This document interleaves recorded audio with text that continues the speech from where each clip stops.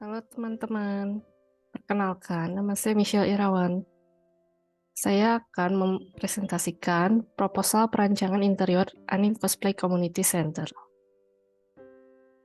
Untuk latar belakangnya, yang pertama ada meningkatnya popularitas tren cosplay di Indonesia, yaitu semakin digugah semenjak game Android PC Genshin Impact dirilis oleh MiHoYo pada tahun 2020 lalu. Kemudian yang kedua, pembuatan kostum cosplay membutuhkan keterampilan yang beragam seperti dalam satu karakter memerlukan satu set kostum yang terdiri dari pakaian, aksesoris, wig, sepatu, dan atau benda yang dibawa seperti senjata, alat musik, boneka, dan sebagainya.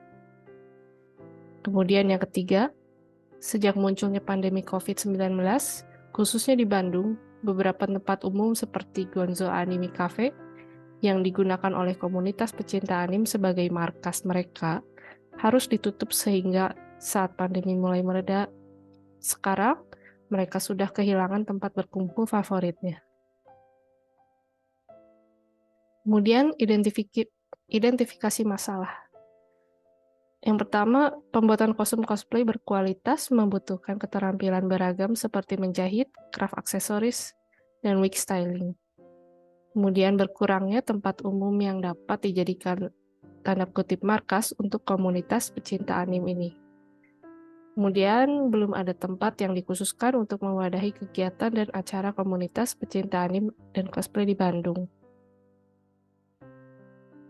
Untuk rumusan masalahnya, yang pertama ada bagaimana merancang sebuah fasilitas yang dapat mewadahi pengembangan keterampilan dalam membuat kostum cosplay. Kemudian ada bagaimana merancang interior ruang publik yang dapat memberikan pengalaman ruang seperti berada di dalam dunia anime kepada usernya. Lalu, bagaimana penerapan konsep interior ruang yang dapat menggugah usernya untuk melakukan interaksi sosial. Gagasan perancangannya, dalam perancangan Anime Cosplay Community Center ini memiliki fungsi yaitu yang pertama fungsi edukasi dan produksi, yaitu pembuatan kostum cosplay. Kemudian yang kedua ada fungsi rekreasi dan hiburan, seperti untuk mewadahi kegiatan seperti cosplay show, live music, bazar, kompetisi, dan lain-lain. Kemudian ada fungsi komersil, itu adalah toko retail yang menjual merchandise untuk seluruh pengunjung yang datang ke sana. Kemudian, perancangan Anime Cosplay Community Center ini menggunakan konsep dengan judul Integration of Isekai Worlds. Konsep ini mengangkat sebuah genre anime isekai yang memiliki arti dunia lain. Itu sudah menjadi tren yang meningkat pesat sejak tahun 2012. Penerapan konsep ini bertujuan untuk menciptakan ilusi perpindahan dunia dalam sebuah ruang. Tema konsep yang diambil untuk dunia lain itu memiliki kategori fantasi, magical, dan medieval. Ruang lingkup perancangannya berdasarkan fungsinya yaitu ada pertama ada workshop untuk pembuatan kostum, aksesoris, dan wig-nya. Kemudian yang kedua ada fungsi rekreasi dan hiburan, yaitu ada cafe, exhibition hall, dan kostum galeri. Kemudian yang ketiga ada fungsi komersil, itu adalah merchandise store. Berikutnya adalah tinjauan umum tentang Anime Cosplay Community Center. Anime sendiri adalah sebuah bentuk media massa yang diproduksi oleh industri konten di Jepang yang juga merupakan salah satu budaya yang memiliki pengaruh besar ke seluruh dunia. Kemudian cosplay memiliki arti bermain dengan mengenakan pakaian beserta aksesoris dan rias wajah seperti yang dikenakan tokoh-tokoh dalam anime, manga, dongeng, permainan video, penyanyi, dan musisi idola film kartun. Kemudian ada community center merupakan sebuah tempat yang dapat menampung aktivitas warga dalam aspek sosial, kultur edukatif, dan juga bahkan rekreatif. Untuk studi banding, yang pertama adalah Tokyo Anime Center.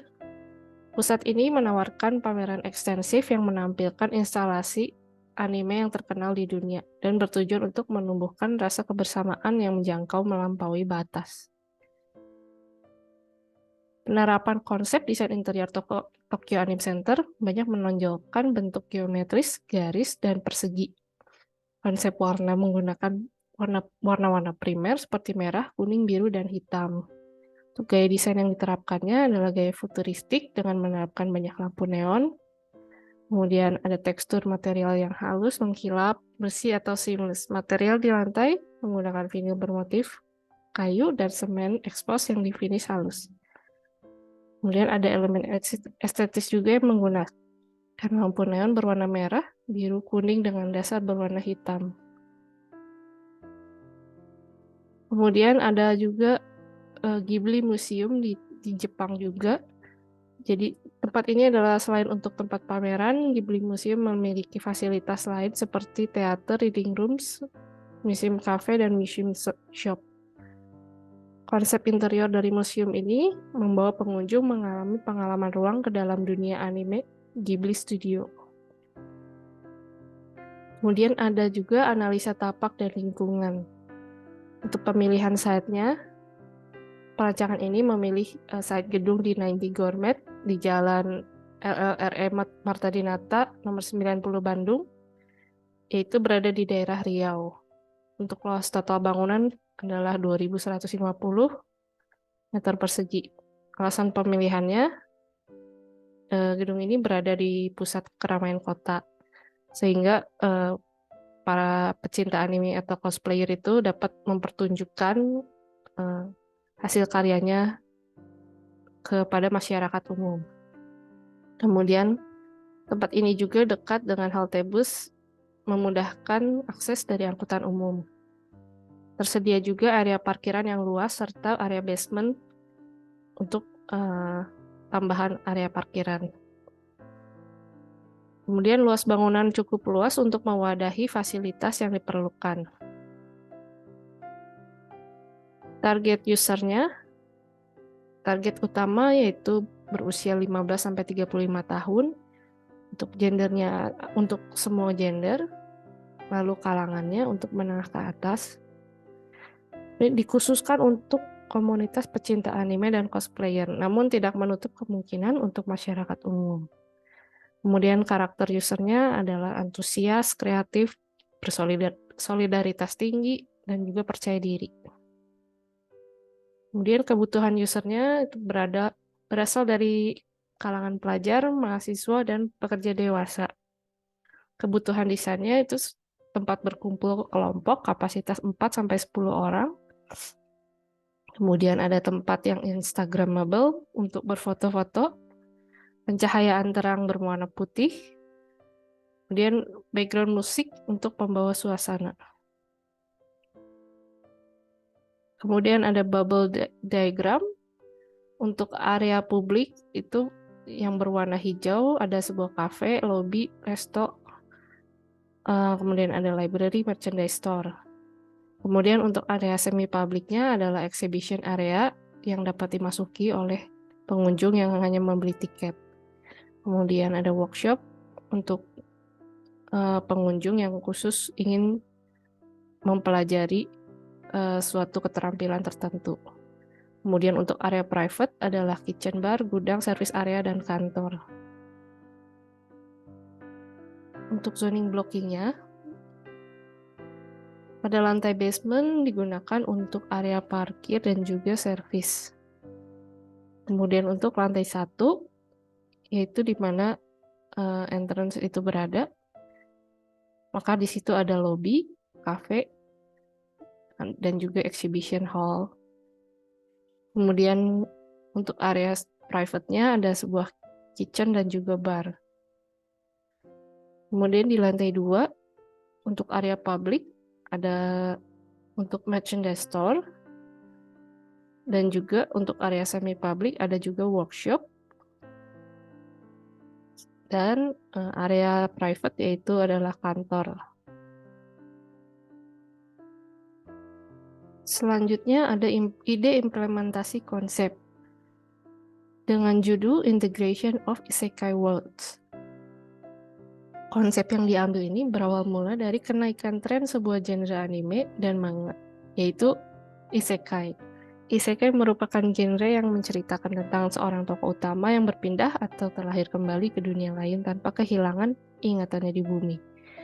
Banyak dari genre ini menggunakan setting dunia fantasi seperti di dalam game, yaitu timeline dunia yang cukup kuno atau sekitaran era medieval, dan adanya kekuatan magis yang menggantikan teknologi modern.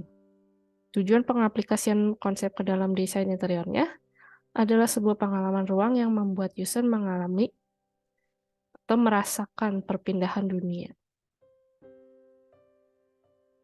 Untuk tema perancangannya, ada 3 kata kunci utama yang diambil, yaitu fantasy, magical, dan medieval. Berdasarkan 3 kata kunci di atas, maka diambil tema perancangannya yaitu adalah Elven Architecture, yang dimana penerapan interior bergaya ini diterapkan di dalam settingan seperti dalam dunia fantasi, medieval, dan juga banyak menggunakan unsur magis. Untuk konsep bentuknya, banyak menggunakan bentuk-bentuk organis seperti tanaman yang merambat, lengkungan-lengkungan, namun juga ada bentuk-bentuk geometris seperti arch yang banyak ditemukan di bangunan-bangunan seperti gereja. Untuk konsep polanya, ada pola lingkaran seperti lingkaran magis, kemudian ada juga garis-garis yang berliku seperti tanaman ulir yang merambat. Untuk konsep materialnya, di sini menggunakan batu bata yang besar seperti bata hebel, kemudian ada tekstur kayu, marmer, dan juga penggunaan logam seperti besi tempa dan juga tembaga. Untuk konsep warnanya di sini adalah earth tone dan juga neutral tone.